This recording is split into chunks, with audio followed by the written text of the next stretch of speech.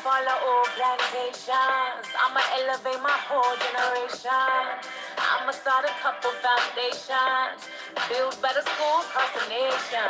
I'ma grow my own food and make my own rules. Blessing rain down on me fondue. Keep my family safe from the boys in blue. Now we so high up, ain't never gonna lose. What you gonna do when you get your reparations? What you gonna do when you get your reparations? What you gonna do when you get your reparations? I'm gonna have someone so. Yeah, yeah.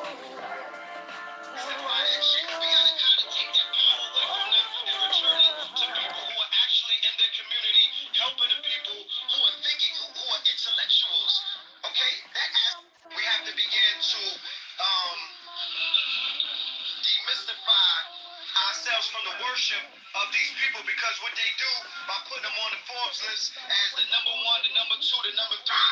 Coincidentally, we hear Jay-Z on the radio, the Dr. Dre's of the world, the Puppies of the world, you know what I mean, the Jay-Z's of the world. They make our children and they make brain dead Negroes worship them like they are anything that they say is law, all right? They are your new Al Sharptons. They're your new Jesse Jackson. They're your new thought leaders. Whatever they say goes. So if they say to go left, that's what our people is going. So we have to actually. All right. Welcome to my new YouTube upload. I got information for the nation.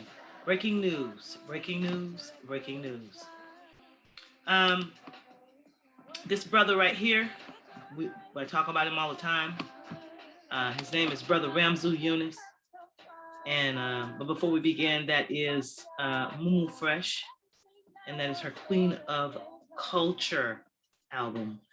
They try to call us a cult. It's just our culture. Go check out this goddess, Mumu Fresh. I am going to let you hear this contrast, this juxtaposition of what it means to be repaired. Oh, I wasn't ready, y'all. I love how Brother Ramzu breaks this down. And this is an hour-long video, but you really need to go check out this video because he describes exactly what must happen. And we are being imprisoned for following United States domestic law. That's a fact. So check this out. I like what both of these brothers speak of, but this other brother is a little bit less menacing sounding to the people. So he doesn't get locked up, but check this new story out. Yeah. What I'm saying shouldn't be a prerequisite. We got to go somewhere. Right, you know, right. We have to. We'll take over where we at. Me myself, I don't want to be in this country. We should be given the option of going to Africa, wherever we think we came from or want to go. We should have that option as well. So just governing ourselves here is not the only way I look at it. That's right. We should have a choice. Yeah. They had a choice where they sent us to. They sent us to Jamaica. They sent us to the South, the North. They sent us to this state, that state. So we should have a choice on where we should be able to go. But of course, I would like to see us as a collective put forth leadership, maybe put forth ideas and let the public decide, the whole population decide, okay, then those who want to go this way, you go that way, those who want to go this way, go that way. But being a powerful people and being able to govern ourselves and make decisions on our own, we'll be able to make those kinds of decisions. That's right. That's right. And I think we're very capable of making those decisions as well. I also think that student loans should be wiped out and we should get free health care as well. We definitely deserve all of those things. I was talking to, well, actually I was on the internet posing this situation, what does reparations look like? And there was a young lady from South Carolina, I can't remember her name. She told me, being a biracial person, she said to next person, because you're not even Black. And she said that, saying that biracial people don't qualify for reparations, or does that mean I get half? Does that mean my children get 3/4? How does that look? How do they determine who's Black in America? Yeah. But the one drop rule or whatever, you have been negatively affected, period. Just like everybody else have been. Right. See, you consider Black. White folks not going to call you white. negatively affected the same way 100% Black person, or a lot of us are not even 100% because the rape and all that kind of stuff that went on. So, but still, we're treated as Black, we're affected as Black, no matter if you're light skinned, dark skinned, or whatever. So you are due repair from that damage that has been caused to your position, being in a position in life, labeled as a Black person. I mean, because basically, our ancestral, our families, a lot of them were raped, and they were all biracial. I mean, plenty of them. Yeah, I was going to say that too. That's why it's so important. I have a bias teaching African American studies. I want everybody to take a class where they can get some sense of who and what they are, right? Mm-hmm. Because even that statement by the person who said that, to be an African American by definition means that you're mixed. Right. There's no 100% right. African American. And so there's no difference between, your. What he's not speaking of is that we are a special population. That is a legal term. And under international law, we have been considered a special population because we were raped and forced to have children after the slave trade ended. The slavery part of what the United States went through for the better part of several decades in the United States is continued enslavement, even though the slave trade was illegal across the world. So this is why many people say, well, I'm not an African American, because we're all mixed up. We're mixed up with the Arawak, the Aztec, the Mayans, the Honduras, the Haitians. We're all mixed up in this country. We're called a special population. But I also say we're a special population because our children are killing each other, because we are hopeless as a people out here. Children are out here shooting at each other every night in these war-torn ghettos in the United States. And that's because there's not enough resources. My background and my background, even though I may have more seniority as it relates to that mixture than you. Right. You with me? But we're all the same family. Yeah. So it's confusion on a sociological level about who is Black and who is not. And that confusion, that confusion is part of the master plan because it creates division. Right. Exactly. So now we look at some of us who are recently mixed compared to others who was mixed a few generations, and somehow they're different people. They're all the same people. Just like the situation of a lot of Black women think Cardi B is not Black. Me, myself, personally think any Afro-Latino is also, the same descendants of slaves. Yeah, because we hung up on where the boats took us to, right? Not where the boats picked us up. Exactly. And that's the confusion within itself. Exactly, just a different stop. And you want to look at skin color, but I mean, maybe they were the house slaves. Maybe they were treated a little bit better because of their skin color. We all know about the Indian indoctrination schools. However, what we're not looking at is that Honduran people, the Garifuna, they Black as you and I, got nappy hair too, some of them. Some of them are light skinned, the Taino people, but they're indigenous. All of these people were here long before those settlers got here. Off in Puerto Rico, you got dropped in Brazil, but we all came from the same. Exactly. Haiti, whatever. Right. What do you think about that? Yeah, well, reparations anyway is a worldwide thing. The same people that violated us here in America violated the whole world. Africans even crying out for reparations. They owe Africa reparations. Africa's not even straight. So many people, Asians, South Americans, whatever, the same people are violators of human rights of the world population. So they are due. No matter what, everybody's Black if they say that. In the United Nations, they've termed us Afro-descendants. And it says about 250 or 300 million of us or more in this hemisphere that came out of that slavery situation. So all those descendants are due reparations, period, no matter where you are. So I'm going to bring up a touchy subject right now for people who African-American studies, human rights activists. A lot of people are, they're on the fence about this topic. And I know this is hard for me to bring it up, but in as far as the trade went, the slave trade went, were we actually traded off by other Africans? And if so, if that's a fact and it's true, does Africa owe us some part of the reparations as well? Well, some of the African countries have validated that position. For example, Ghana, when Clinton was when he was president, Bill Clinton, him and President Rawlings made an agreement that the African Americans can have dual citizenship with Ghana, and they created this program called FAHANCRA. And Fahanka was to set aside a lot of land and stuff that if we wanted to take part in, coming back and taking part of their culture, they would give us land and help to assist in us kind of regaining a sense of self that was taken away from us. So yeah, a lot of the African nations have talked about that as well. And they recognize they played a role. The role was not the same. It's kind of convoluted when we look at history. A lot of the African countries were manipulated and seduced. And yeah. Because one thing we forget, our history is really different. It's totally different psychic thinking, right? Hang on one second, guys. So before Europeans came into Africa, I don't care if it's North Africa. I skipped over to this part because it's a long video. It was great. Excellent explanation. Yes, it was great. Excellent explanation. I loved it. Yeah, like you said, we have to look at the context of what things happened, the context of that environment at the time. Also, what was the situation? Were they under duress? Right. Like even here they said, you do things under duress, you're not blamable.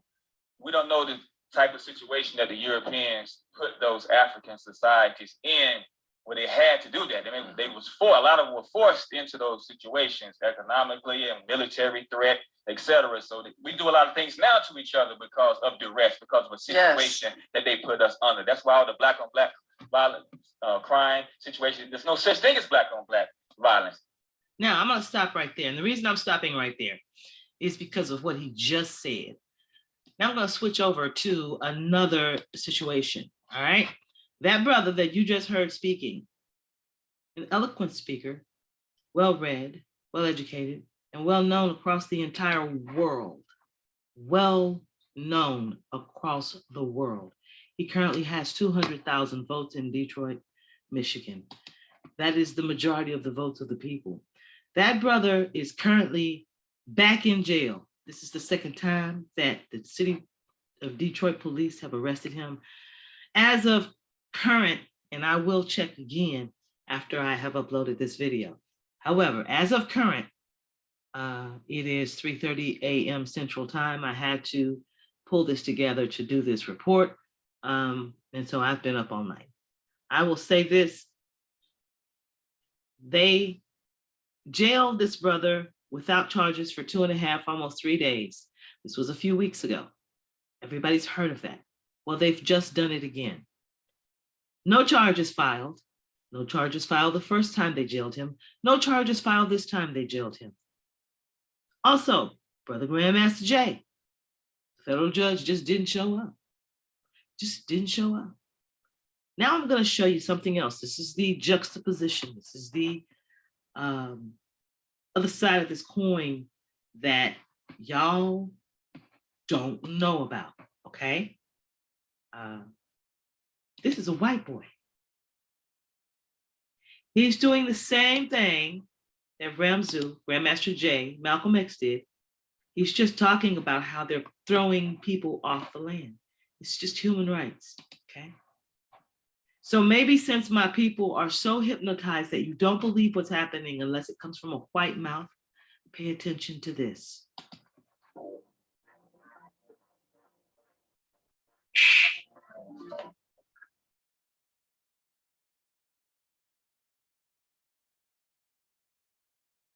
See anything suspicious? Well, John Lang did. The story of John Lang, it's an odd one. And what happened in 2016 was very bizarre and unusual. So, who was John Lang? John Lang was a Fresno resident and former Marine, and an outspoken critic of the local Fresno Police Department. A Marine. A Marine. He had uncovered a scam that Fresno PD had going on where they would scan the license plates of cars parked in local businesses. Here's an explanation of what he uncovered. I discovered local law enforcement had been running a license plate scanning scam where Fresno cops would scan license plates at retail store parking lots in lower income neighborhoods. After collecting hits of violations, They would then pull the unsuspecting drivers over a few blocks away from the store location in a marked police vehicle, claiming they simply came across the vehicle during their routine driving patrols. This unethical and possibly illegal activity was simply motivated by profit and unfairly targeted Fresno's poorer residents. I also discovered the Fresno Bee was sharing chat log data with Fresno law enforcement of Fresno citizens who were critical of local Fresno government and Fresno law enforcement. Stop. Now, I'm just going to make this real quick. You should go look at this video as well. Okay. The bizarre story of John Lang. I want to go back because they murdered this man. They murdered this man the same way they murdered Chris Dorner. These are military men. Military men. This happens to be a white boy. I think he had high clearance because his background has been scrubbed. You can't find anything on the internet about him. And if you go and look at some of the information about this story, you will see he tried to stop gentrification. They were giving tickets in lower class income neighborhoods where people couldn't afford them. Now, if you were really trying to generate money, you would give the tickets to the people who could afford to pay them. These people could not afford to pay these tickets. When you give low income, don't argue me on this one, because we got a bunch of trolls out there who will say, well, they won't do it to the white neighborhoods because those people stand up for it. We stand up too. But when we stand up, we just go to jail, i.e. Grandmaster Jay, i.e. Ramzu Yunus. Right now today, that brother that you just heard earlier in this video has been arrested. They're calling him a scam artist because he is showing us the international law that says that we are owed reparations. It will not be given until we stand up for it. We must hold a vote. This is being suppressed. I'm gonna let y'all see this, what this says away. It says this was meant to optimize ticket revenue at a very minimal expense. Millions of dollars of revenue have been generated in this questionable manner by Fresno law enforcement agencies. The pattern of practice. This is still in use today by Fresno area law enforcement agencies. The added financial stress related to this incident crippled what was left of my marriage. I was devastated, angry, and upset. I thought the parking lot license plate scanning was abusive and simply designed as a revenue of generating scheme for the city of Fresno. So as an expression of peaceful protest, I voiced my opinion on Fresno B, which I now realize was a mistake. Remember, this man is gone. They killed him. He was having some problems. However, what this man says at this point is not written in here. Listen. Enforcement of Fresno citizens who were critical of local Fresno government and Fresno law enforcement. Lying regularly. I didn't go back far enough. Fresno law enforcement for residents. I also discovered the Fresno Bee was sharing chat log data with Fresno law enforcement of Fresno citizens who were critical of local Fresno government and Fresno law enforcement. Lang regularly posted evidence of police corruption on the local paper. So the media was letting everybody, all the police, know what was being said on their little when he commented.